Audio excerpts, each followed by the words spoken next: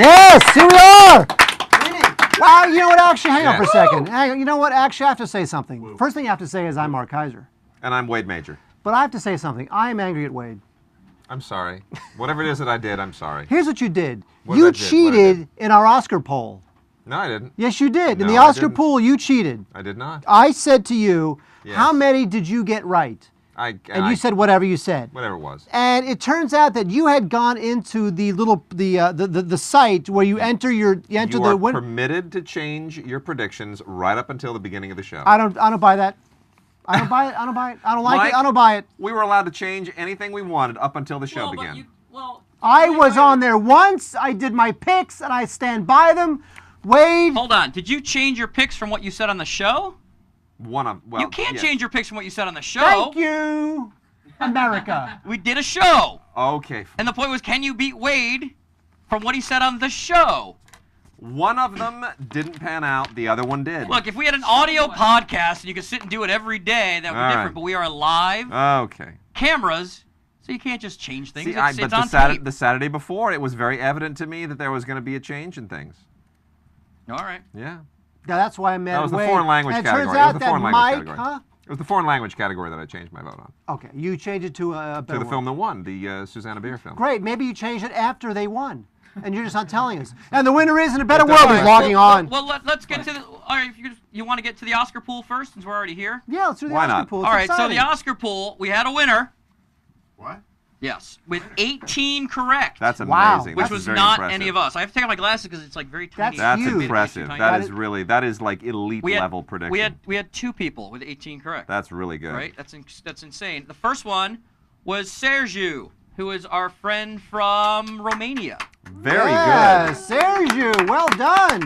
Bravo. And in Very second impressive. place, but really also in first place, was Daniel Buckley, also with 18. But Sergiu came within the tiebreaker, which was how long will it be? He was in 20 minutes, and Daniel Buckley was within 66 minutes. He was way off.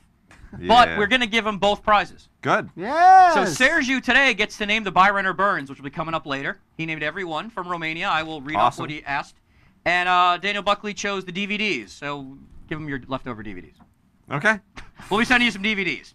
So that's our big contest. And now, so who won here is what people want to know, which was Mark Kaiser. Yes. You Give did. it up. Mark with 16 correct. Yeah. By the way, I won morally as well, because I didn't change my answers. Well, okay, so Okay. Mark had I won fair and square. Mark had 16 correct. Mark would have won anyway. Then came in second place with 15 correct. Well done. By And the I would way, have had more, but I listened to you guys on some of the stupid foreign stuff. You Can I know, say you know something? what's Beautiful thing killed me. you know what's fascinating to me? Well, that's when I changed. But what's fascinating to me, I saw all the nominated short films, the short docs, the short animated, the animated shorts, the live action shorts. So help me, the worst film in all 3 of those categories won. Makes no sense to me. No, I agree. That makes no sense. I mean that the animated short that won bored me to tears. All those short ones, those are the ones that separate the men from the boys Yeah. in terms of these. Yeah, all these 3 of those. I pools. thought for sure I had those nailed. But I have to Didn't say, come I close. believe I deserve a 16.5 because on the show, I actually said when it came to best editing, I said, watch out for Social Network. Yeah, you did. And I gave my reasoning. You did. But in the end, I went for the film that I thought would carry the day, Well, which you is know, King's Speech. but that's interesting because it is rare that editing does not go hand in hand with director. Typically speaking, we have a moth in the room. It is rare that those two don't go hand in hand. So this is one of those interesting occasions where they diverged inexplicably. Well, look, I got 16.5. You cheated. You're disqualified. So, Thank you. Daniel wins a bunch of DVDs. Well, we got well. Let me give this. So I came in second, and then out of here we had keep going down. Travis was next, who always sits in our audience. Travis Rink with 13 correct. Wade had 13 correct. Elaine had 13 correct. And then I ran out, and I don't know. How many did you guys get? How many? Yeah, it's nothing worth talking about. In last place, though, in very dead last place, I'm sorry to say, Corey. Philip Nelson. Oh, Philip Nelson. I think he had like 9 or something. Not just among the crew. Yeah, Everyone. yeah, around everybody, every single person who entered. Now, in order to enter, let's get to this. We won't pick on Philip too much. In order to enter, you had to, and we need, we'll get into these movies for a second, but we have to give thanks, because in order to enter, you had to give money to PayPal and give donations. And all the donations will go to the crew. Every single penny that you guys donated goes to the crew, and we raised a very good amount of money. Should I say how much money we raised? I guess, right? I was we very, raised very over happy. $500. $500. That's huge. $500. And it all goes to crew. We don't take anything. Mark takes nothing. Wade takes nothing. I take nothing. And so, we don't have any money coming in here, right? I mean, I built this thing, and everybody's pretty much broke working on this, and everybody's working for free, so we appreciate it a lot. I'm going to read off the names of people who gave money. This could take a while. It's like a telethon. Tammy Lefko, Peter Genovese. It's Peter Genovese. I thought it was Genovese. Peter Genovese? I thought it was always Genovese. Whatever. Kevin Pham, Richard Moncure. I'm going to read your names wrong, and I'm sorry. I'm trying to read this as quick as possible. Joseph Dem, Martha Stroud, Big from Martha. Thank you so much. Mark Jablon, who also hosts Stupid for Football, works here for free and still gave some money. Thank you, Mark. Clint Sanders, Mary Beth Robb, who's an old neighbor of mine. Thank you. Donna Bowen, Arlene Wiziak. Wait, I always call her Wizzy. It's Wizalek? I always call her Wizzy. Thank you, Arlene. You gave quite a nice, generous donation. We really appreciate that. Maxine Rapport, Emily Orr, Stacy Melquist, Fran Levin. I believe that's Corey's mom. Who? Is that your mom? No. It's not? Yeah, it is. Wow. Very generous donation from her as well. Michael Guys, Edmund Mundez, Marty Lublin, who also hosts Stupid for Football. Football guys coming through. Maybe they won their... Well, they did. They did win their pool. If you watch their show, Stupid for Fantasy Football, they all won their pools. Catherine J. Dalese. Hold on. Now there's loading more. Believe it or not, there's more. This is crazy. Tracy Austin, Mark Kuznarez. And we're going to print these all out, too. We'll put them up on the site. Chevelle Dixon, Daniel Buckley, who, of course, won. So thank you so much. If you see right now you're watching, there's a PayPal button. Unless you're listening to it on your iTunes or something, then you don't have a PayPal button. Feel free to donate. It all goes to keeping this thing alive, and we're going to add some new shows, and we can use any kind of money we can get. And we really, really appreciate it. Thank you. This is actually kind of like the Stupid for Movie pledge drive. Actually, if you donate over $25, you get a Stupid for Movies tote bag. It's fantastic. Wow. Obviously, not a lot of NPR listeners or watchers in this room. Okay. Hopefully, We got the it. jokes We will get got better it. as we go along. All right. So, and then, by the way, let me also say this. Can we come to my camera? Yeah. So, I got this crazy new computer for the studio that we desperately needed from Clout, the people at Clout, K-L-O-U-T. Apparently, I have Clout, and they gave us an HP computer. This thing is awesome, and we'll be able to now, we bring in all you on Skype, and we'll make it all look pretty because it's got actually HDMI in this thing, so this is great. So if you join Clout, go to KLOUT.com. Do we put up that Clout logo? Yeah, I already threw it up. You want to do it again? Go to Clout, and then they take your Twitter score, and they give you your influence, if you're an influencer and things like that, and then you can win all sorts of perks. I know they were giving out Pac-10 tickets to the basketball, the whole Pac-10 basketball tournament, free tickets for the whole entire thing going on at Staples. So there's all sorts of cool stuff if you join Clout, and you can maybe get a cool computer, because apparently I'm an influencer. You are. I'm important. This is the Streaming Garage. It's got a logo finally. Did we talk about the logo? Let's talk about the We got a logo some logo. more. All right. So what happened in movies this weekend? This weekend in movies, Wade! Cue the graphic. There it is. We got to keep J-Mac on his toes.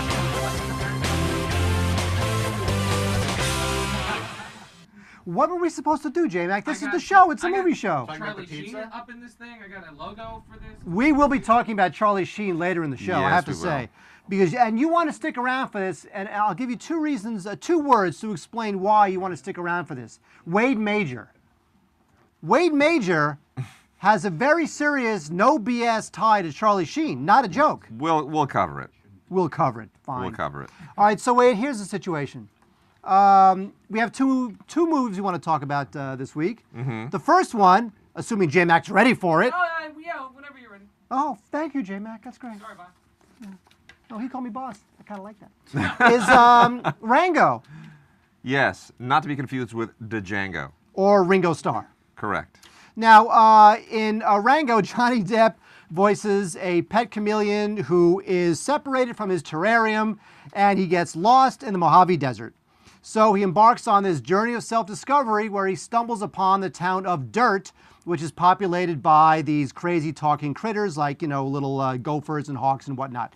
And he winds up the sheriff of this town, and his major task as the new sheriff of Dirt is to find out who's been stealing the town's water supply. Let's take a look at a clip. Oh, hey, proboscis. Oh, testy. Oh no.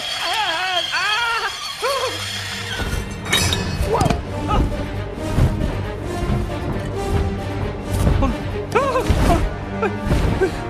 please, oh, please, oh, please. I have vertigo. My glands are swelling.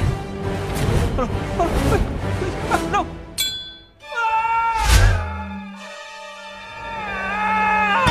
¡Ay! ¡Madre de Dios! I'll kill you! You stupid lizard! Get out of there! I'm gonna strangle your huevos! Big Bird! What? No, wait! Hey, I was just kidding! Come on, we're friends, right? I don't know you. Lizards, frogs, Spider, we're practically related! Come on, move over! I let you kiss my sister! No.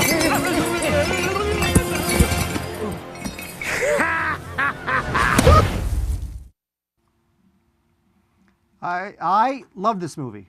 It's a deeply disturbing scene. You know what? And that gets to why I love the film. It has a very odd and trippy, it's basically a very odd, trippy Western spoof where you get the loner who enters the Western town and then he becomes the sheriff and he's got to fight the bad guy. He's got to fight the big major villains. It really does go through all those standard Western tropes, but it has a very bizarre energy that is completely different from any Pixar film, any DreamWorks film, and I just loved it. A lot of that is Gore Verbinski. Now, Gore Verbinski is mainly known as the guy who directed the three Pirates of the Caribbean films. Yeah. But I'll tell you, I think Gore Verbinski is a very talented guy, and the three films of his I like the least are the three Pirates of the Caribbean films. I like Mouse Hunt, I liked The Weatherman, I like The Mexican, and I really like Rango because he has a very interesting sensibility. What's great, what he did, which is very interesting, is that usually when you do these animated films, each of the performers will record their voice separately. But this is what Verbinski did. He actually got all the actors in a room together to basically act out the script in a room. So that if the script called for Rango to walk across the bar and read this line of dialogue, Johnny Depp would walk across a bar or walk across the stage and read the line of dialogue. So you get a lot of very free-flowing dialogue, a lot of improvising. It's really well done. And the movie it's the first full-length animated feature from ILM. Now, Industrial Light and Magic, as you know, is it's the legendary special effects house that did, everything. Star Wars and the Star Trek films, everything. But this is their first full-length feature animated film, and as you might have noticed in that clip, it looks magnificent. It is photorealistic. It is gorgeous. It is detailed. The faces on some of these critters, they're these desert animals who are just parched because there's no water in the town, and their scales are just dry and dirty, and it looks absolutely amazing, hands down. And part of that is not only ILM, but it's also Gore Verbinski, who visually has that sensibility. And the movie, it has a lot of pop culture references in it, but it's not that very self-congratulatory pop culture stuff you get like in the Shrek films. Yeah. Here, all of the pop culture references are kind of baked into the story. The movie is basically Chinatown, because you have a story about water in a town, where is the water rights, that kind of stuff. So it's basically Chinatown, and there are nods to Star Wars. There's also a couple of nods to Fear and Loathing in Las Vegas. There's a cameo by Hunter S. Thompson in the film. There's a cameo by Clint Eastwood. But I noticed when I'm watching the film, I'm thinking to myself, Johnny Depp played Hunter S. Thompson in Fear and Loathing in Las Vegas, and I'm watching this film Rango, and I'm thinking, God, Rango looks really familiar. And then I think to myself, you know what? I think that Rango was actually patterned after not just Johnny Depp's character in Fear and Loathing, but the one sheet of Fear and Loathing. And if you take a look, look at that. You look at the neck, you look at the eyes, you look at the cactus. I'm telling you, the cactus. I think that they kind of patterned it after that. And it's not just one cactus; it's two cacti, one on either side of the character. Oh, Wade said cacti. That's just great, Wade. Yeah.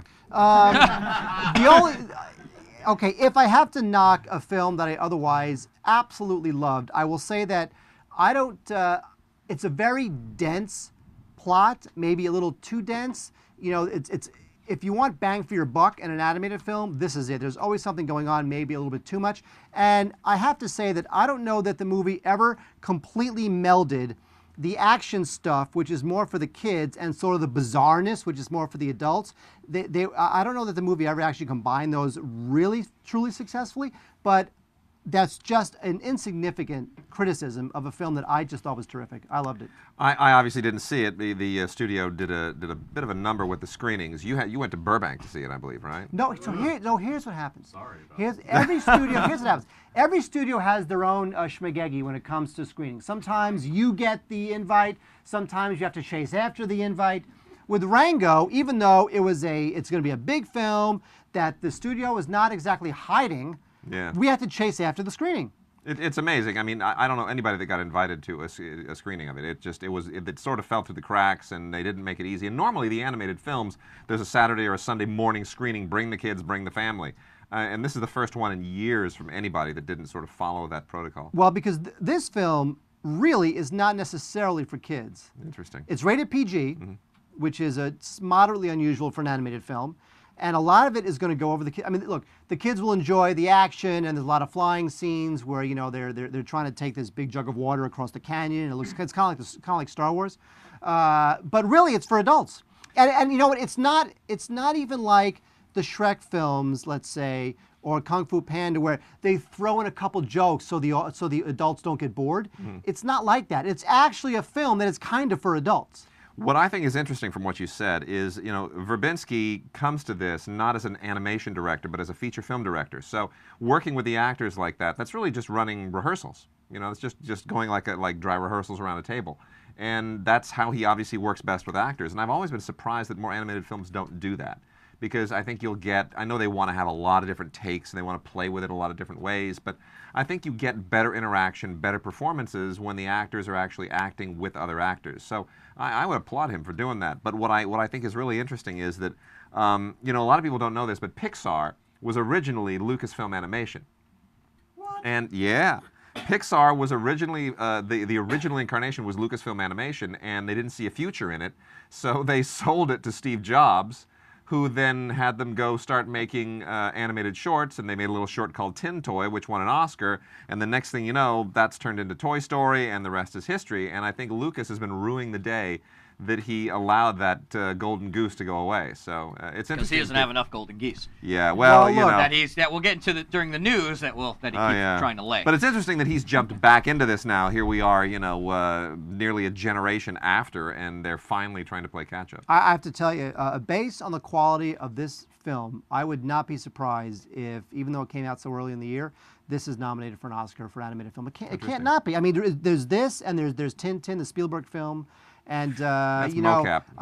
That's mocap. Yeah, I'm not sure whether that would even be nominated. No. And then whatever Pixar's got coming out, Cars 2, whatever it is. Yeah. I think this film is just terrific. I think that Pixar might have a real run for its money, more than DreamWorks Animation. I think if ILM continues to do film, now of course it's content. It's all dependent on content, not the animation. You got to have the script. You got to have the development process to get the scripts. The sensibility of Verbinski and Depp really make this thing what it is. I mean, I think that if you got another director in there, he may not have pushed ILM that hard. Because remember, Pixar has a farm system. They really bring these guys up the pipeline. I mean, they are training right now the guys with the short film program that they have over there. I mean, they're training the next generation of guys who are going to be making Pixar films 10, 20 years from now. So I would highly recommend Rango. I thought it was great. Bravo. So Wade, so that's Rango. All right. We got one more. We got one more. The Adjustment Bureau is based on a short story by Philip K. Dick called The Adjustment Team. Team obviously doesn't have quite the ominous ring of bureau. Bureau brings up all kinds of fascistic implications that make you wonder who's a part of this bureau. Well, in The Adjustment Bureau, Matt Damon plays an aspiring politician. He's a candidate for Senate in the state of New York, and he's being pushed as the next big thing. But things suddenly look a little bit odd because there are these guys wearing fedoras walking around who seem to be pulling strings, and not necessarily strings on anyone's behalf. They're this odd loose cannon group of kind of espionage-y looking guys. And when Matt Damon finally has this happenstance encounter at a campaign event with this woman played by Emily Blunt, this mysterious woman that he just bumps into, right as he's about to offer his concession speech after having lost the election, then things really take a weird turn, and these guys intercede to try and keep them apart. Here's a clip. Oh my God, what's happening to me? What's happening to me? All you need to know, we're being chased. I need you to trust me. I need you to trust me. Okay, come on.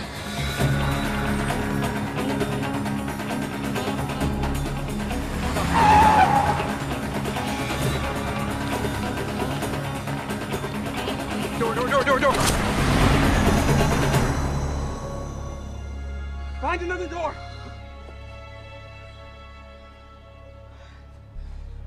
What's going on? What the hell is going on, David? Okay, I'm sorry. How did we just do that? I'm so sorry. How Okay. did we just okay, do that? These doors belong to the people who are chasing us. Who are they? I don't know what to call them, but they want to take you away from me. All right, now the exactly what's going on in that clip, there's no way to explain it without giving away far too much in the film. But to kind of get around that a little bit, the movie was written and directed by George Nolfi, who wrote one of the Bourne films and Ocean's 12. It was the Bourne Supremacy, I think it was, that he wrote. And he wrote Ocean's 12. So he has a little bit of connection to Matt Damon with some sequels. This is his directing debut. He's a seasoned screenwriter. This is his directing debut. And I think that's part of the problem here, is that he has this great team of technicians behind him, but he's tackling Philip K. Dick material. And if you've ever seen, obviously, Blade Runner, Total Recall, Minority Report, other movies adapted from Philip K. Dick novels and stories, there's always a personality to them, because Dick wrote these very, very heady novels about grandiose ideas that dealt with heavy metaphysical topics. Mankind, your place in the universe, what is fate, what's real, what isn't, identity. And the only way to sell that stuff in a movie is to really, really give it a sense of style that is equal to the ideas. And what Nolfi does here is he plays it very, very safe. He doesn't really indulge in anything overly stylistic, which makes the movie feel a little bit undercooked in some respect. The other thing is that it tries to sort of have it both ways. It tries to be a very heady intellectual movie dealing with all of these kinds of intellectual and metaphysical and theological ideas, while at the same time still trying to be an exciting popcorn movie, which means you have to kind of do the Inception thing. There are all of these rules about what can and cannot happen, and when it gets a little bit supernatural or science fiction-y, the rules get even more convoluted, and you kind of lose track over what is and what isn't possible and what isn't allowed, and that distracts a little bit from the ideas that they want you to think about. So on one level, you have to give the film credit for being smart, for trying to be smart. On the other hand, it's not nearly as smart as it thinks it is. So I would say it's certainly worth a recommendation. It's worth going to, but don't expect as much as they might be trying to sell you in the commercial. Yeah, you know, I was very lukewarm on it when it was over. I've since turned on it a little bit. I'm sort of a bit on the positive side on it. What Nolfi is doing is difficult, which is he's essentially making a love story between Matt Damon and Emily Blunt. And the story is about how, really the theme of the story, the theme of the film is predestination versus, let's say, free will. Yeah. And I think that these themes don't really come to that intellectual head that I think he thinks it is. He wants it to come to. It really doesn't. It really just, really the movie should be about, you know, are these two people so destined to be together that they could actually defy these godlike creatures who determine the fate of all humans? Yeah. And what I'll say about these bureaucrats with the hats, you know, the Fedora Gang. The Fedora Gang, Terrence Which wouldn't have been as good of a title. No, true. The Terrence Stamp was one of them, who's always, Anthony Mackie was one of them. What's interesting about those guys, which you usually don't get in films like this, is that they're not evil. It's not like Dark City. Right. These guys are basically benevolent. And there are positive reasons why these people do not want Matt Damon and Emily Blunt to be together. However, the film is all about their love is so strong that they're willing to give up whatever future is supposedly promised to them because they need to be together. And so I think that there's some themes there that he's not exploring as heavily as he thinks he is. I think another issue is for a film of this type to be so character-oriented, I think is admirable.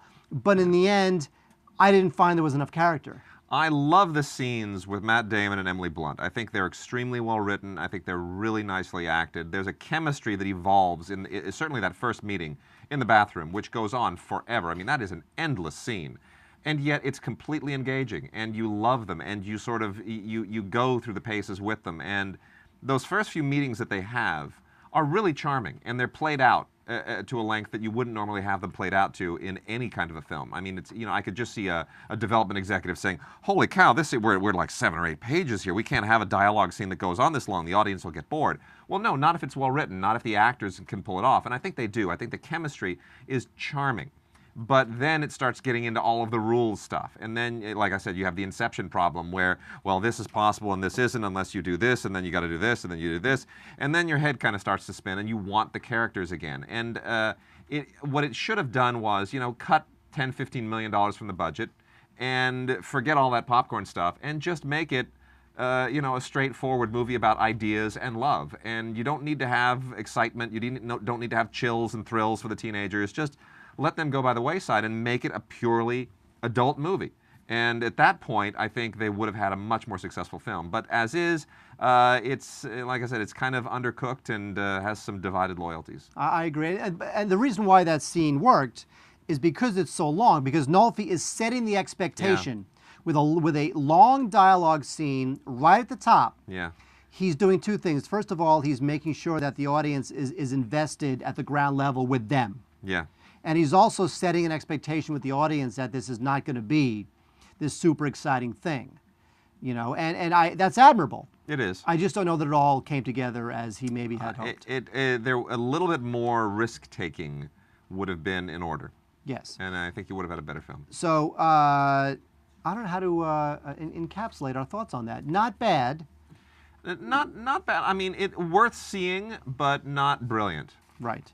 By the way, speaking of brilliant, Rango. Brilliant. Brilliant. Yes. 4 stars. Mark Kaiser. Stupid for Did movies. you see it in 3D? Can I say something? This movie is not in 3D. You know why it's not in 3D? Because the people, they're smart. That's why. Enough for the 3D. Who cares? So it's about not 3D? available in 3D? No. Oh. Nobody cares That's about. good. Stop it, kids, with the 3D.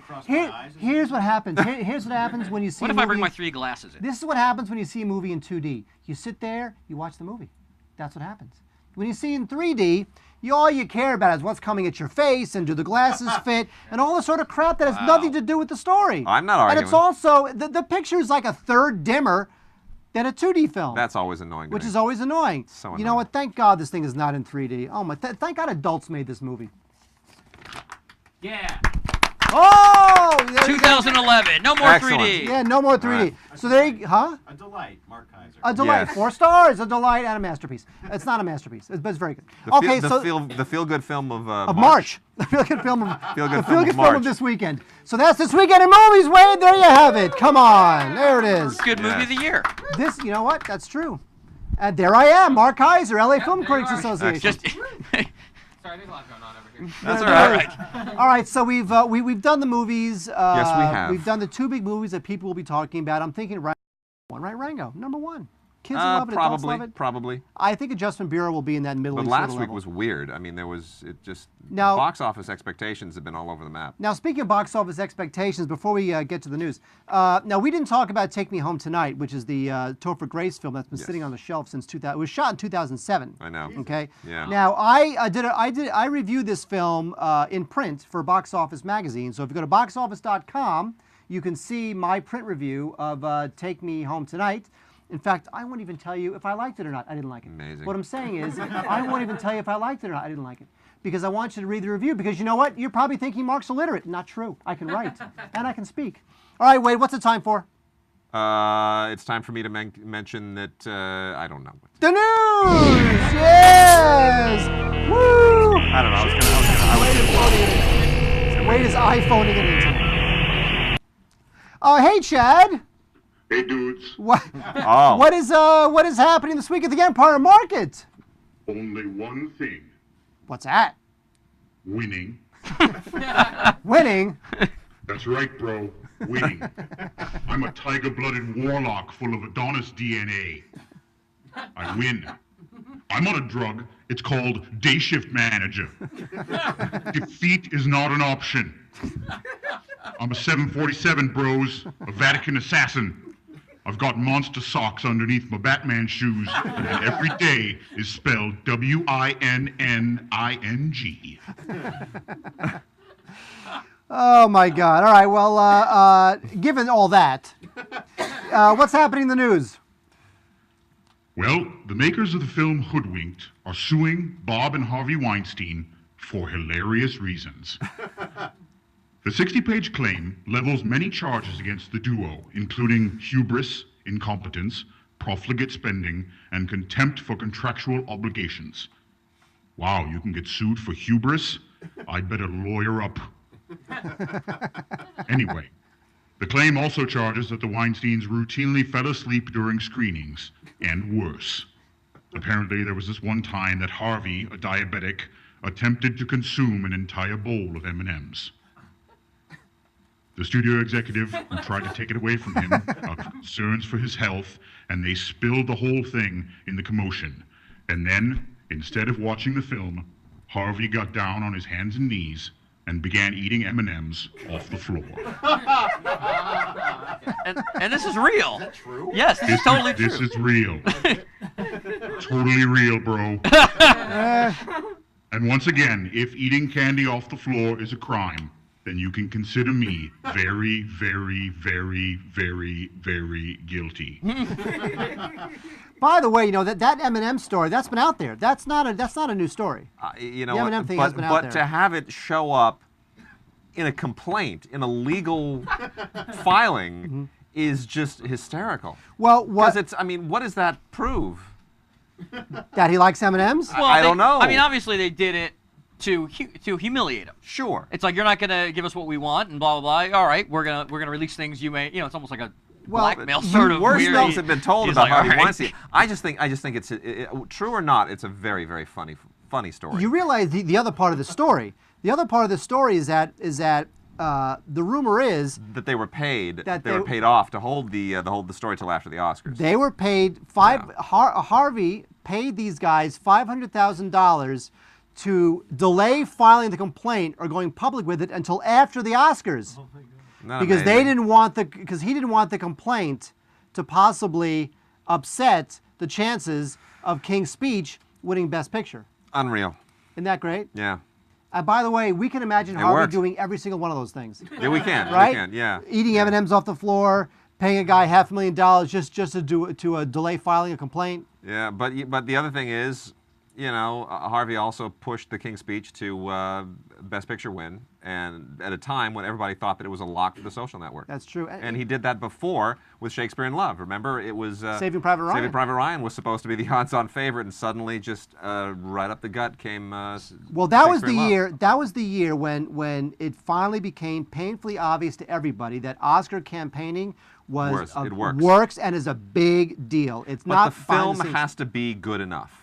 You know what it said. But you know what it says is, if you have a great film and you campaign the hell out of it, you can actually make an impact. You can push it through. Right, and now it's all about Oscar campaigning. That's part of the deal. Yeah. All Media Reviews wants to know what the 5-second rule was when the M&Ms hit the ground. I don't think there is one at the Weinstein. Now with Harvey, there's no 5-second rule. And Sir Mark Cure follows up with, is there a 5-second after the Oscar rules? No. Relating to the delay of. When you're as important as Harvey Weinstein, there's no 5-second rule. Really? The germs don't dare get on your M&Ms. All right, Chad. What else we got? When it comes to M&Ms, I have a 5-day rule. Just saying.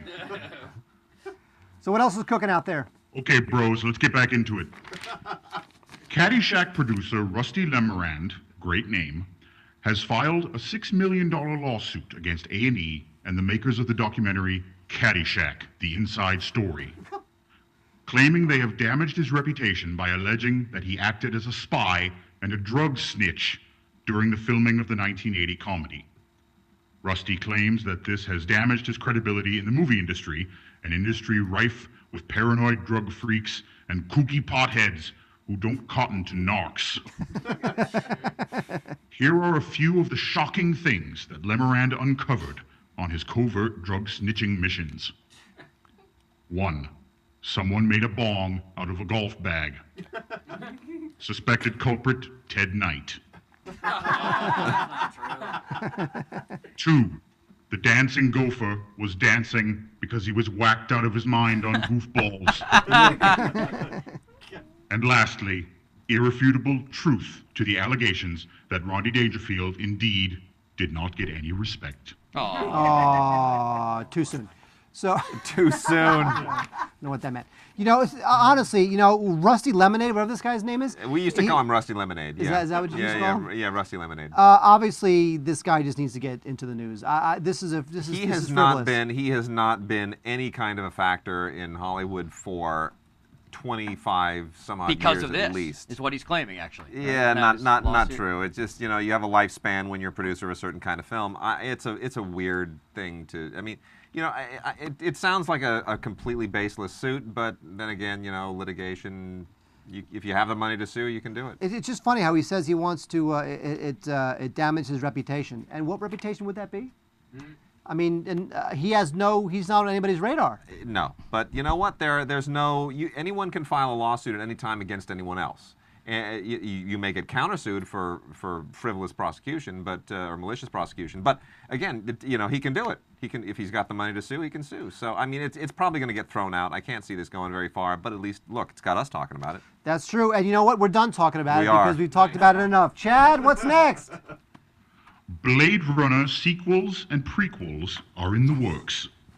Alcon Entertainment, the firm that is behind the planned movies, promises that they will, quote, do justice to the memory of the original, unquote, making Blade Runner sound like a deceased uncle.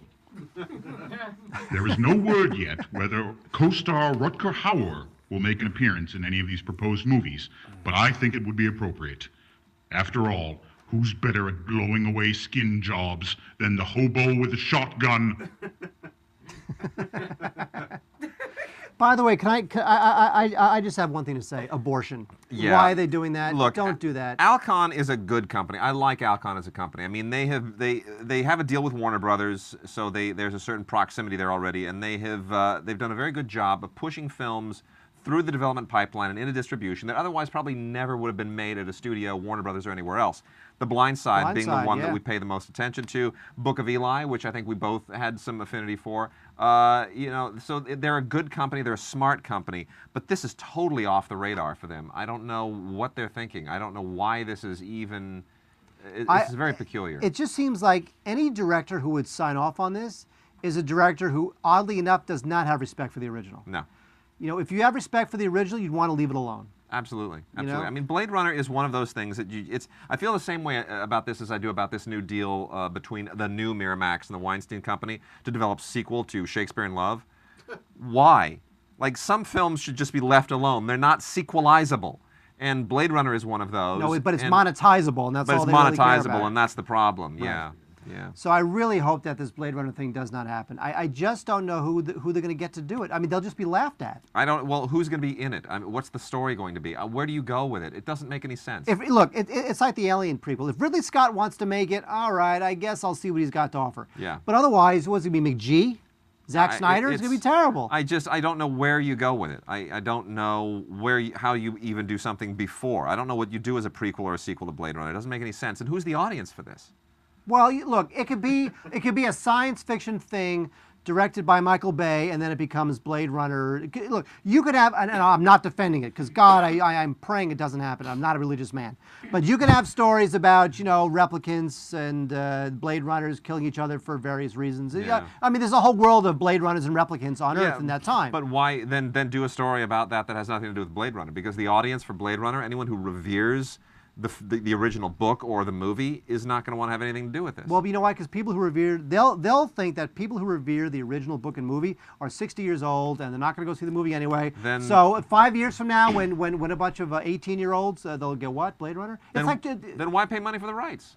Save that money. Question from the live stream chat room. We're on Ustream and live stream. Oh, now. good. You can choose where you like to go. From the live stream chat room, Man's Gotta Eat wants to know which Blade Runner should he see. He's never seen it. And he said there's like 1 million cuts of it. Director's cut. Yeah, the director's cut Blu-ray. The director's cut on Blu-ray. Director cut Blu-ray is the Blade Runner to see. Yes. Okay. Always see the director's cut. The new art cut. Most of the time. Unless it's a Bertolucci film. Then you want to kind of stick with the original theatrical cut, because when he went back and tinkered, he always screwed it up. Oh, too soon. Yeah. He's still alive. What about the Texas A&M Student Union cut? Oh, yeah, well, exactly. There you All go. right, so there you go, Blade Runner. Chad, let's hope it never happens. Please, whatever death rays you've got down there in the market, fire them up and make sure that it never happens. I'm on top of it, baby. All right, bro. That's all we got for news. Oh wait, there's a breaking news. What? There's breaking news. Even though I was told to say goodbye to Chad, and then do Charlie Sheen. That's not what it says at all. No. What? Star Wars? Oh wait, Star Wars. Somebody's not looking at the script. All right. Where was it on the script? It's there. Where? Did you get the email? Chad, you got the email, right? I got all the emails. Yeah. Of course he's gonna say that. Where does it say Star All right, Wars on the script? Star Wars 3D movies coming out. You don't know script. anything about this, Mark? This is breaking news to Mark. What's going on? There's Star Wars. Wade, do you know the? Oh, the yeah. news? Yeah. All right, Wade, you tell us the news. It has been announced now that February 10th of next year will be the release of the first Star Wars in 3D. I'm writing this down. Yeah. Well, which one is it? Well, now that's the question. Was it Chad? Yes. Do we know which film I is going to be don't in 3D?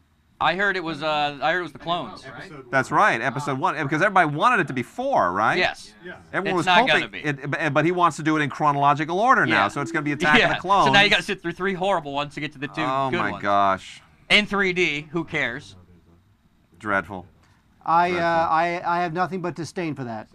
Yeah, but the Return of the Jedi is no good. What's the point? But you know what? Honestly, Maybe I'll finally find out who the Phantom hold Menace on, actually hold on. is. This is what Star Wars does to people. There's a silver lining to this, which is that so many people hate Attack of the Clones so much that if they hate it even more in 3D, maybe by the time we get around to episode 4, he'll abandon the idea completely. Great. Just maybe. It could be. Could be. Because you know what? Because if there is a Star Wars film that you're going to crap all over with 3D and just ruin even more, make it episode So you're 1. hoping that he does the first. Take that first, especially the first one. Just that The film newer is so ones, which horrible. suck. Because nobody It's liked so the horrible. film. No. Wreck it even more. But 3D Why will- not? 3D So will save basically, it. I'm going to spend Wreck it even more. $20 to see a new version of a film I didn't like in the first place. No, you're not. You're not. They're going to spend $100 million turning it into some 3D monstrosity. Chad, what do you and then think? no one's going to pay. Does Chad have a? Chad, what do you think about this? I think it's going to be awesome. I didn't realize. 3D coming at you. Coming at you like a crazy warlock. All right, Chad. Thank you. Chad made it, everybody. See you later, babies. All right. All right. Now, wait. Here's the thing. It's been a very eventful week, and by the way, it's been an eventful week in reasons that are very close to Wade's heart. It's troubling. I don't know if I've ever talked about it on this show before. Now, I grew up with Charlie, and from the time we were 12 all the way through high school, and have had I've seen him a few times since. And the watching somebody professionally and artistically melt down like he has this last week is troubling, because that's not the guy that any of us knew, and it's certainly not the guy that I think the last time I saw him was maybe about 10 years, 12 years ago, something like that, when he was still making movies. Terminal Velocity on the press tour for that, and it's deeply troubling. And what's troubling more than just watching him sort of melt down publicly is that there's this resentment toward anyone who might be judging him, which is sort of rejecting the idea that people who are concerned are actually concerned. It's saying, no, you're just judging me, and I think that's troubling. So, Don't you sort of in the back not of your fun at mind? all. Here's the no, we were you gonna know have a fun what? time It's with like, this segment. It's fine. It's easy to make fun of people when they have a public meltdown. Like if I don't know Tom Cruise, he wants to jump on Oprah's couch, knock yourself out. I'll mock you. But when suddenly you know the person and you sense that there's something broken. That makes it a lot harder to make fun of. Well, Wade, we're we going live to in do the it, age- and we'll skip all that part Yeah, I know. before we We show it live on in the YouTube. age of snark, We're Wade. trying to Be get views here. snarky. We live in the age of snark. Say I know something we do. snarky.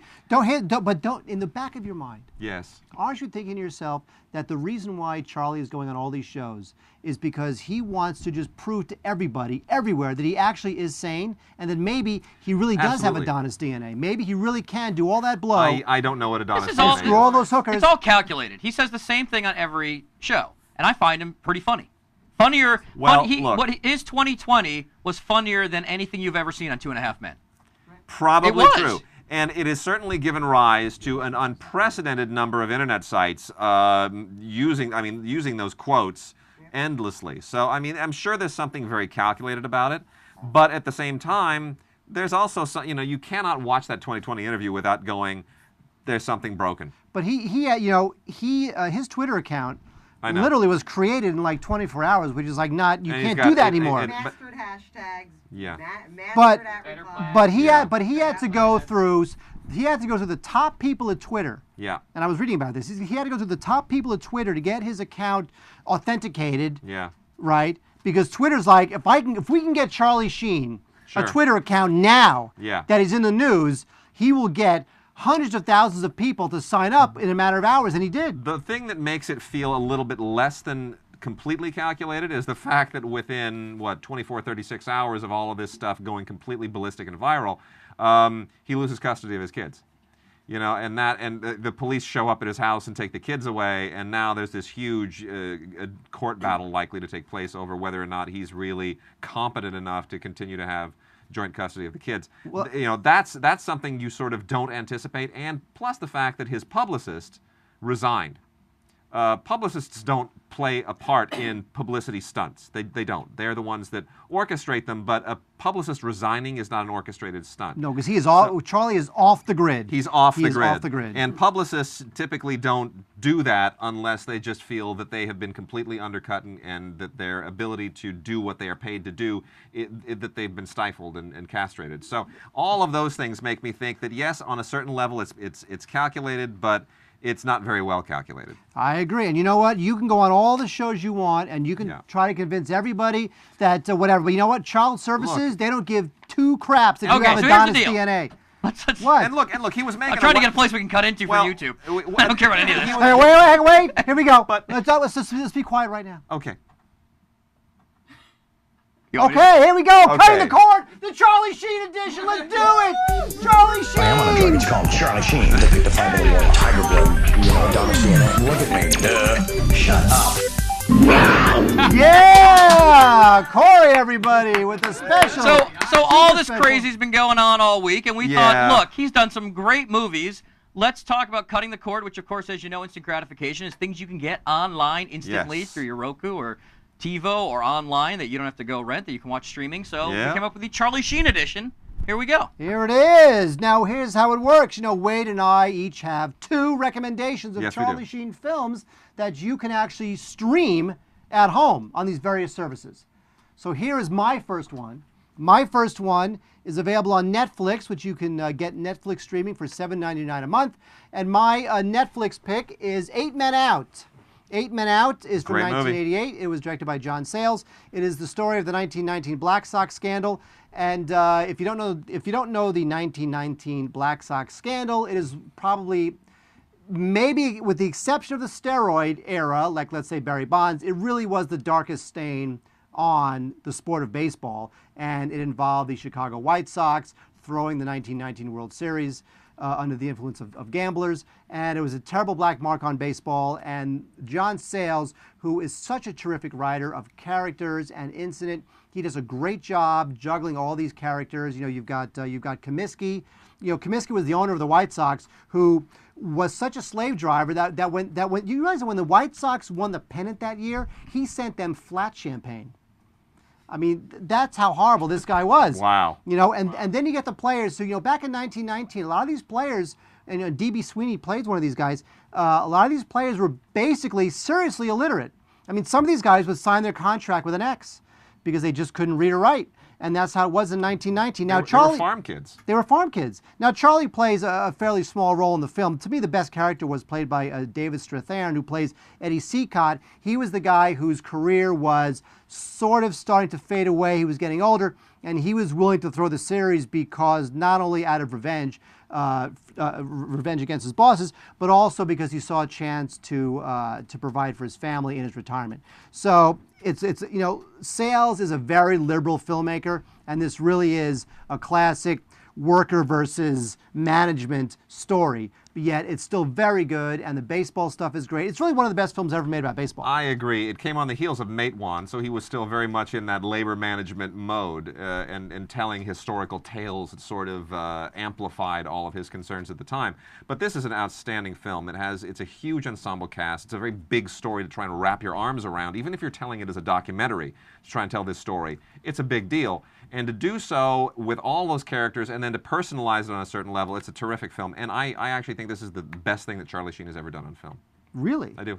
Even better than your first? Well, yes. Ferris Bueller's Day Off, which really needs no introduction. You can watch it on Netflix streaming, $7.99 subscription, and if you have Roku or any of the rest of those, you'll be able to access this. Ferris Bueller's Day Off was actually the first film that Charlie actually had a significant part in. It's only a cameo. It's right at the very, very end. With Jennifer Grey, a fascinating little and very amusing incident, which in hindsight is kind of prophetic in a sad way. But no, it's not a Charlie Sheen film. But if you are kind of paying homage to Charlie and you're going back and you're retracing his career, this is a great way to start, and it's an endlessly fun film. John Hughes wrote and directed one of the best John Hughes films of all time. Matthew Broderick as the guy who plays Hooky from School. And you just go on a ride with him on that day off that is more fun than I think almost any movie ever made since. It is really one of the all-time great American teen comedies, and Charlie should be honored to have been a part of it. It's it's a great film because unlike the other John Hughes films, there's a fantasy element in this. You know that is just so winning and so much fun. The whole parade sequence is the best. Winning. Drugs. There we go. Should I do that again, J-Mac? You want me to lead you into that? Yeah, you could if you want. Here's the thing with Ferris Bueller's Day Off is that really Charlie Sheen and everybody, Mia Sara, so cute. They're all just so winning in this film. Yeah. Drugs. I got it. It's spontaneous, just like we rehearsed it. It's fantastic. All right, so there's Ferris Bueller. We can't recommend it highly enough. No, it's a great film. And you know what? It's not even like a film that your parents like, so I won't like it. It's just a terrific film. It is timeless. It is. My next film is Platoon. Now, Platoon is available on pay-per-view rental from Amazon Streaming, which is free with an Amazon account. Now, Platoon won the Best Picture Oscar in 1986. Oliver Stone wrote and directed this thing, and Platoon changed the entire cultural conversation about Vietnam. Stone had served in Vietnam, and he wanted to make a film that was not a fantasy. It wasn't some 50s World War II film. He wanted to make this thing completely realistic, and Charlie Sheen is the star of the film. He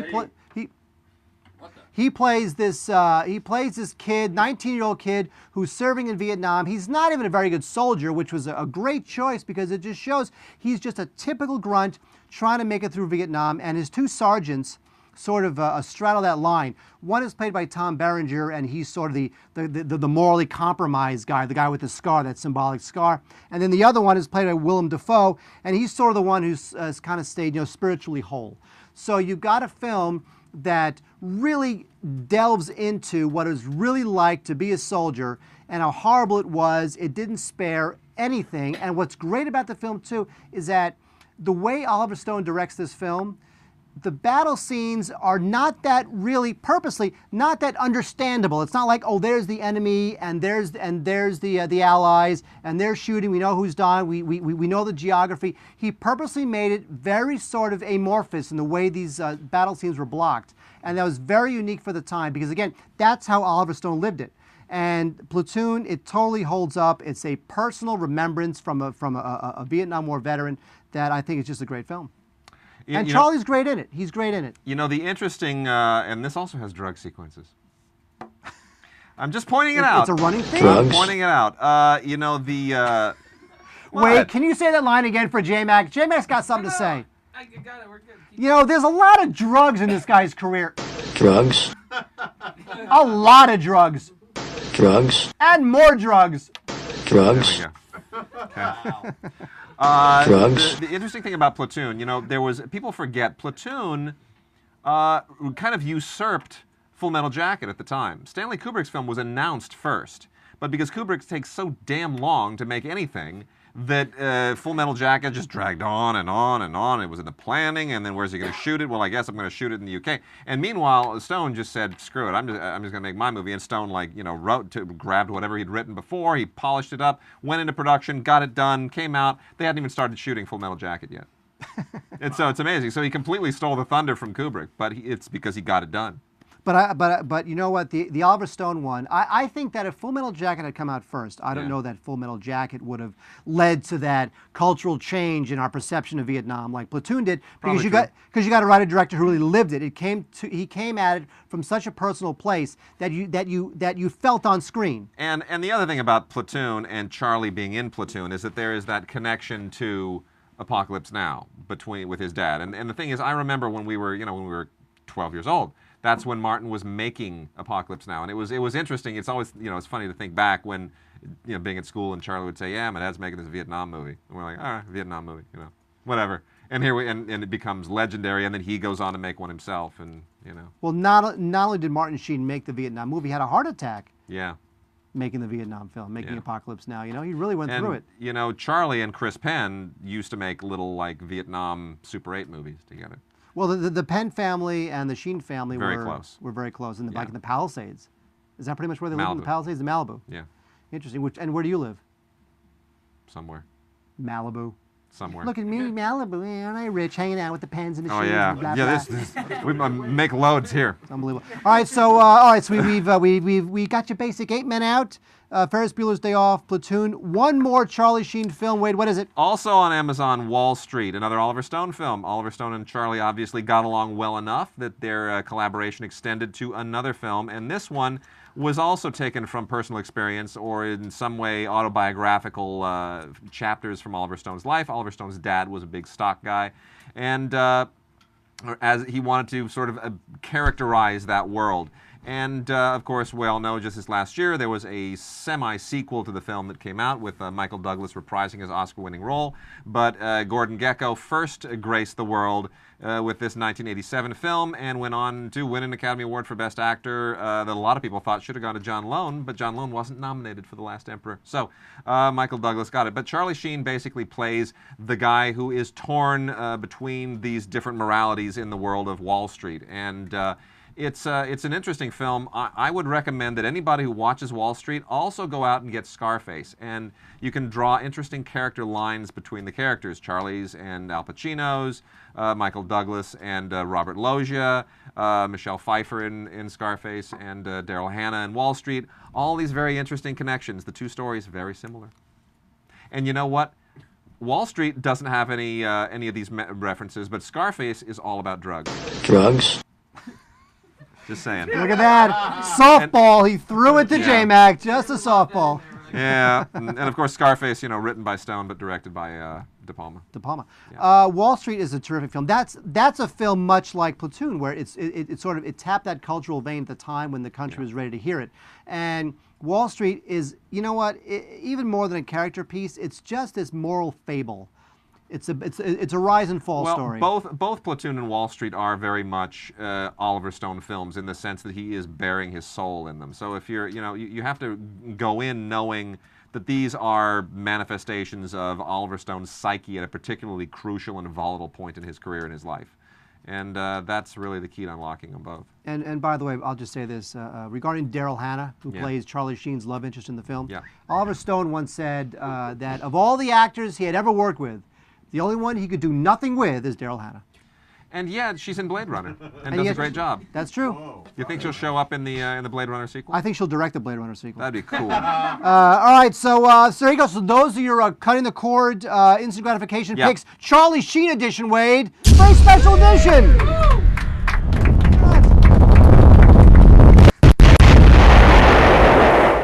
Wow. Wow, look at that. Corey, everybody, making it happen. Look at that. Corey's a wizard. Corey must be on. Oh no, Charlie Sheen. That's so weird. Drugs? I Charlie Sheen before I came in. I just did All right, so we've got the Charlie Sheen out of our system. We got the Rango. We got the Adjustment Bureau. You know what that means, Wade? It's time for parental guidance. Oh, yeah. With the Legos and the graphics and the music and the wooing. Wow. Philip Nelson? Hey guys, how are you tonight? Are you Philip. there? Hello, Philip Nelson. How art thou? I am terrific. I'm coming to you live from Louisiana tonight. I'm sitting here on the edge of the bayou in North Louisiana, getting ready to share a really cool movie with the viewers of Stupid for Movies. Now, Awesome. what movie will you be sharing with us? Well, this movie is one that I gave my son for Christmas, And when he saw the name of the movie and saw the cover, he didn't even want to open it. And it's The Princess Bride. Wait, so he didn't want to open it because he was embarrassed because it said Princess and Bride on it? Well, he was like, I don't think this movie's supposed to be for me.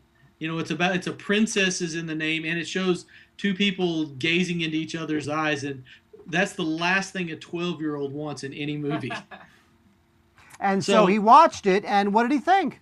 Well, I made him watch it, and it's become one of the favorite films in our entire family. I think everybody in our family tries to throw in, anybody want a peanut as much as they can. So you have to watch the movie to actually get that bizarre reference, but that's an Andre the Giant quote from the movie. But yeah, it's a terrific movie. It's a fairy tale with a lot of humor. And what I love about this movie is the first time you watch it, you like it. I mean, at least with me. I mean, you guys are movie experts, so I'm sure you loved it the first time you watched it.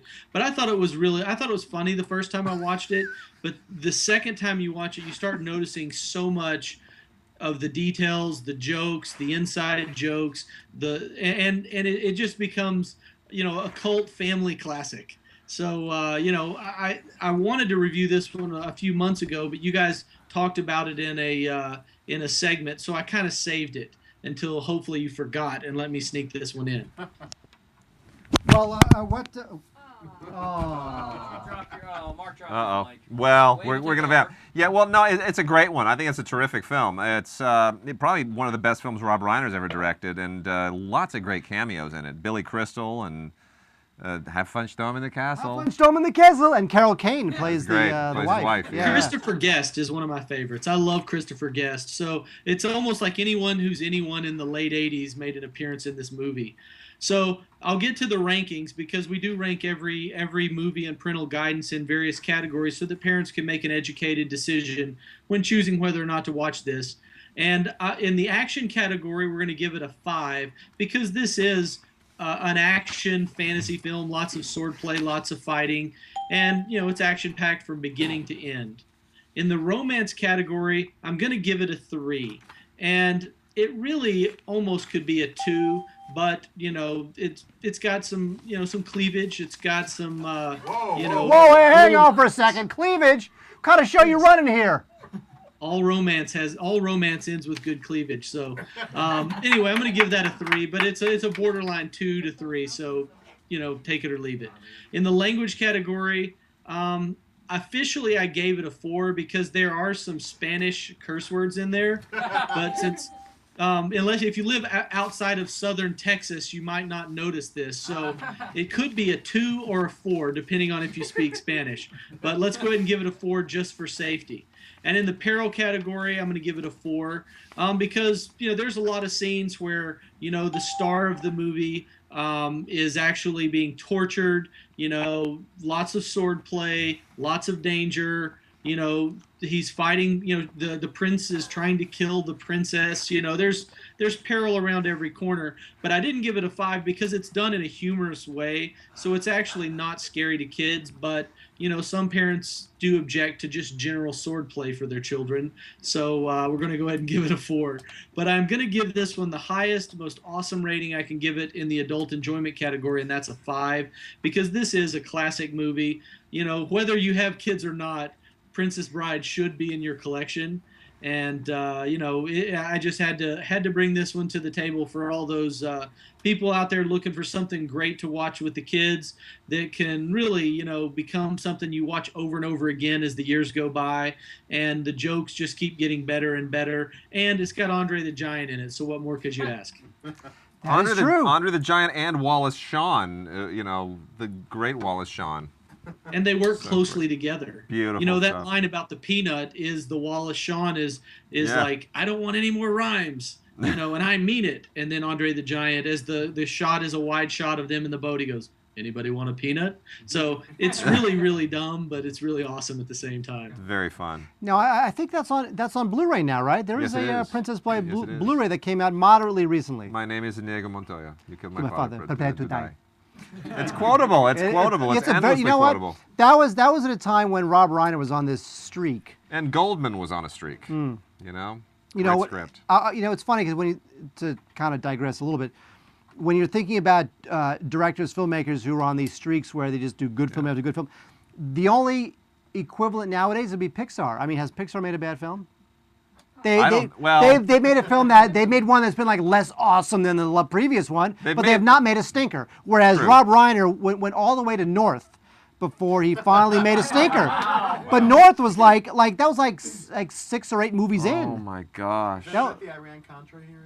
Why have you just bummed everybody's high by All right, mentioning can we get a Okay. final tally from Philip there? Yeah. Philip, what's the final tally on that one? Let's show the card here. Okay, so action, we're going to give it a 5, romance a 3, language a 4, peril a 4, and adult enjoyment a 5. So Philip. And I do want to say, I can't believe for the cutting the cord segment, you guys didn't mention Hot Shots Part 2. That is available on Netflix. Well, we left it to you. Classy. So I'm going Philip, for the classy stuff. So Philip, since you're in the Bayou, would you say Princess Bride is a Bayou rent or burn? It's definitely a Bayou. Bayou all the way. Cool. Very punny, very punny. Thank you. All right, Philip Nelson, everybody, with parental guidance. Thank you, Philip. Once again, another great recommendation from Philip Nelson. That's a great it's one. unbelievable. Terrific. Speaking of great recommendations, Wade, we are about to have a bajillion of great recommendations because this is a very special Buy, Rent, or Burn. Buy, Rent, or Burn. No, that's not Buy, Rent, or Burn at all. Try it again. Let's try it again. I'm sorry, I was trying to find the drugs clip. Go ahead. Buy, Rent, or Burn. Here it is. Now, producer Mike, tell us why this is a very special Buy, Rent, or Burn. So this was our Oscar pool winner with 18 correct. So he got to pick all burns. That was what he chose for his first place victory. What's his name? His name. Aww. He is from Romania. What's his name? And he's been part of our show, I think, since the beginning. I remember when he was calling in and things. His name is Selling Sergiu Vasile. Well done. Sergiu. Yeah. Here's a little bit about him. He's more like the guy from King's Speech. He wrote this. Waiting for me to start a discussion would take a long time. He's got a little bio. Okay. But he's a movie lover from Romania. He also hates Avatar and 3D. Yeah. He's an engineer. He's 26 years old, and he mostly does applications for mobile phones. Cool. In Romania. Wow, for Romania. There you go. So he picked all these Buy, Rent, or Burns. You guys have not seen these. Nobody's seen these except me. And here we go. They are all from Sergiu. First one, Heathers. Oh, I love Heathers. Rent. Oh, come on. Buy Heathers. Well, what's wrong with you? Hold on, you gotta slow it down. Christian That's a Slater rent. doing his Jack Nicholson impersonation. I know. Well, I don't know how many times can you watch Heathers to, you know. Heathers is It's great. It's fine. Do It's you a really great want to teen. buy it? You Yes, really it's a wanna own great it? teen satire. It's terrific. I'm gonna say Rent. I mean, it's good. It's good, but I don't know if it's the kind of thing you want on your shelf. I say buy it. All right. Sergiu from Romania asks, these are all his. Oh, yeah, I got to do it every time. Two Lovers. I like that movie. Buy. That's a good movie. Well, yeah, okay. I like that movie a lot. It's a good movie. Yeah. But that's one where you think to yourself, am I really going to pull this thing off the shelf? No. Yeah. Yeah. So I'd say You can- rent you it, know but what? it's very good. Two Lovers is very good. It's James Gray's best film. And I say this with full disclosure. I actually know James, but I think it's his best film. Well, look, you know, Who full do I know? disclosure. You know who I know? Producer Mike. Where's that got me? Full Nowhere. disclosure. You're the guy who went to school with JJ. That's true. Crying out loud. Yeah. No, I think it's James's best film. I think it's beautifully directed, really well acted. I think you can learn a lot from the film. My Apparently goodness. you're looking at the screen? Yes. If you look at the screen, it's got, see under your name, it's got two lovers, and you guys are all on the screen. See, we're all talking about it over here. It's so funny. That's too funny. I think you can learn a lot from the film. I think you can learn a lot. All right. Our next one, two a-holes. Oh, by the way, bit of trivia. And the camera swings to me and Corey. It was during the press tour for Two Lovers that Joaquin Phoenix did his meltdown for the. Yes, his faux meltdown. His faux meltdown. Right. Yeah. Mm. Okay. Are we moving on? Again, he won the Oscar pool. Big Trouble in Little China. Oh, come on, buy that. Big Trouble. So, one of the best John Carpenter films This of all may be the time. best buy, rent, or burn so far. It really is Yeah, so it's far. really We good. just give it to one person each week. Exactly. Yeah, no, it's one of John Carpenter's best films, a beautiful homage to Hong Kong martial arts films at a time when they weren't necessarily popular again here. And Kurt Russell is terrific. Great special effects, pre-CGI, a lot of really fun stuff in that movie. Carpenter and Kurt Russell did a number of movies together, including The Thing, Escape from New York, and yeah. he was like his muse there for a while. I think this is a terrific film. It's I'd so say much buy fun. it. It's so much fun. All right, moving on. Mon Oncle. M-O-N. Mononcle. That's the Jacques Tati film, Look which at is you when I got the French buy ones. it. I'm going to say... It's not Tati's best. For Tati's best, Playtime is hands down. Playtime is But unbelievable. Mon Oncle is very good. Mon Oncle is very good. I'll say buy, but if you're not a Tati film, you won't want to buy it. You'll probably want to rent it. Tati is an acquired taste for the most part, with all the little fountains and the funny things and the sounds, and not everybody is into that, but if you are, absolutely buy. Yep, agreed. All right. Again, from our friend in Romania, The Long Kiss Goodnight. Oh, was that the Gina Davis thing? Yes. Yeah. That was the Shane Black. Rennie Harlan. No, Rennie Harlan thing. Was that written by Shane Black? Yeah, Shane Black wrote it. Rennie Harlan directed. I'm gonna say Brent. I'm gonna say Brent. Burn Rent. Burn Rent. Yeah, I'm gonna do a Brent too. Rent. I'm gonna do a Brent too. Just Samuel L. Jackson's in that too. Let's agree to disagree. I remember the. I remember. They're not talking about the linen. Huh? They're not talking about the linen. Was that a line in the There's film? there's a line when they're in the car. It's actually very funny because there's the England Dan and John Ford Coley song playing where I'm not talking about moving in, but Samuel L. Jackson thinks they're saying I'm not talking about the linen, and she corrects him from the. She says that they're not saying linen, and he's singing along. It's actually a very funny scene. Burn. Never mind. All right, moving on. That joke? Knight's Mother. Oh, the Keith Gordon film. Yeah. That's an interesting movie. Keith Gordon's career never really took off. I'm gonna say just for the really strong performances, Rent. Not buy. I'll go with that. Rent. Yeah. Two more from our friend in Romania, Sergiu. The Big Combo. The Big Combo. Joseph H. Lewis is the director. Oh. That might just be a special at Subway. No, in 1955. Yeah, it's going back a ways. I'm not sure I've even ever seen The Big Combo. I have to say, I'm going to admit that I am stumpified. Yeah, I've seen a lot of Joseph Lewis stuff, but I'm not sure I've seen The Big Combo. Although I'll say this: if you cared enough to ask, you should probably at least. Who's in rent it? Who's in it, by the way? That might jog me. Cornell Wilde. Cornell Wilde, says Corey. Richard Conte. Richard Conte, says Corey. Brian Donlevy. He's not on microphone, but I am sort of. I think I need to see this. Can you Netflix it? Elaine, look that up. All right, Sergiu, thank you very much. Yeah. You recommended one to them. Yeah. I like that and we'll idea. finish this up with The Long Goodbye. Oh, Robert Altman. It's oh, come on, Robert Altman. It totally reinvents the whole hard-boiled detective thing. Elliot Gould, Long Goodbye, buy it. Seem to agree. I'm gonna say Rent. Pondering. I'm gonna say Rent because I don't think it's very good Altman. I think it's kind of wannabe. It's Altman has this mode he gets into every once in a while where he's trying to do a semi-genre film, but he doesn't want to go all the way. He still wants to do it Altman style, and sometimes it works and sometimes like The Player totally works. Here I don't think it works so well, but it's certainly I like Elliot Gould because he fathered a child by Barbra Streisand and he's the only one, so that alone makes his movies worth watching. What? What? The only thing I know of Barbra Streisand, she's in a movie, you don't watch it. That's what I know. She's singing somewhere, you don't go. I'm not sure what any of Barbra this has to do Streisand with. got pregnant once. Elliot Gould did the deed. Give the guy some props. He had to sleep with Barbra Streisand. I don't know. I'm just saying. I think that makes his movies are worth a watch. Are we talking about John Peters now? No. All right. Byron Byron Burn! Very special Byron Burn to the winner of our Oscar pool. Thank you from Romania. Playing our Oscar pool and donating, and thank you again to all of you who played our Oscar pool and donated. That's you know what? Actually, before we say goodbye, and we're about to say goodbye. We're not about to say goodbye. Really? It's that shit like that. Already? Jeez. It's only been 2.5 hours. It's been 3 hours. Okay. We want to thank everybody who not only entered the Oscar pool, Yes. but they clicked PayPal, and they actually gave us some money because the crew works this for amazing nothing. crew. The amazing, you saw the graphics and the sets and the audio and the audience, right, and the lighting, the whole thing. It's fantastic. The switching of the cameras, it's all done for nothing. Yeah. So the fact that you guys would actually give us money, even if it's just $1, doesn't matter. It's the thought that counts. We really, really appreciate it. And I know the crew does too, or at least they better. Yeah! Woo! All right, guys, so we'll be back next week. We will. with Battle LA. Oh, yeah.